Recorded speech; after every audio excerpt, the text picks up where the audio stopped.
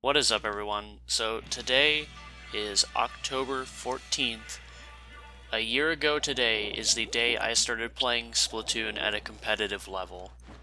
Now, a year ago it was really different compared to now, especially with all the things that have changed with all the patches and everything, and the community's attitude towards certain things has also changed a lot. In a few videos I've mentioned that previously I applied for teams and then was rejected because I used the Octobrush. Well, that time thankfully has passed and people don't disrespect the weapon as much as they did at that time. The reason being for that was that so many people didn't understand the comparisons, and that more people were looking towards the kits that the weapon had. And so many people felt that the Octobrush was inferior because it shared the same kit as the Crack-On, but the Crack-On could kill in one swing.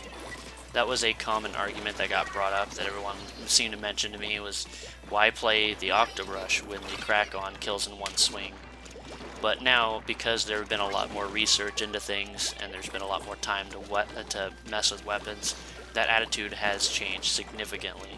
And now a lot of smart people in the community will tell you that the Octobrush is actually superior, but because of latency and things, that the Crack-On will still prevail. So basically, I wanted to take this to actually explain some of the things, like my involvement in the community, because I never really talked about that. So back in October, I joined a team named 8-Bit Squids, which was a team run by my friend Cody, who now runs Komodo. So this has kind of gone full circle, as you've seen here, the fact that I'm on Komodo. So I joined 8-Bit, and at the time that our first tournament was coming up, SRL actually wanted, or the people that I played with from Speedruns Live, the actual site that that did speedrun races, they decided they wanted to enter the tournament as well, just so they could play and beat us. And then it was at that point that I realized that I didn't want to play tournaments with some people that I had just met, and I was more interested in playing with the people that I had known. And the people, for those that don't know, the people on SRL I've known for many years. Like, I think I've met most of them I met in like 2012, and it's 2016, so I've known them for quite some time. So they were definitely they felt more like my family when I came onto that team. And then, of course, a few months ago, I decided to leave SRL, and mostly that stemmed from the fact that I didn't feel like I was the top player that people were seeing me as on that team. And so my intention was to basically start again, like start anew. Unfortunately, that didn't quite work out when the teams that I won, or like teams that I was trying out for, or like the teams that were showing interest in me being on their team, told me constantly that I was too good to be on their team. And that's the complete opposite of what I wanted to hear.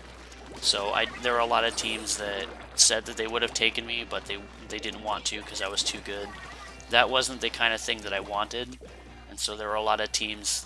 I was a free agent for a long time, and I felt like that's kind of why I ended up on Komodo, was because Cody felt bad for how long I was a free agent. But now times are different. I'm technically on Komodo still, but I've created another team with some friends of mine. I don't think I ever did like an actual proper video for this, but I created a new team with my friends Brian and Carrie, and the team is Reverse Rebirth, and I've uploaded some of our scrims. And we have played in one tournament so far, and we took second place in that tournament. So we did pretty good in our first tournament. So now what's to come in the future for me is a little unknown, because the game is still, it's only just over a year old, so who knows how much more could happen. And if there's a sequel, I plan to do stuff in that as well.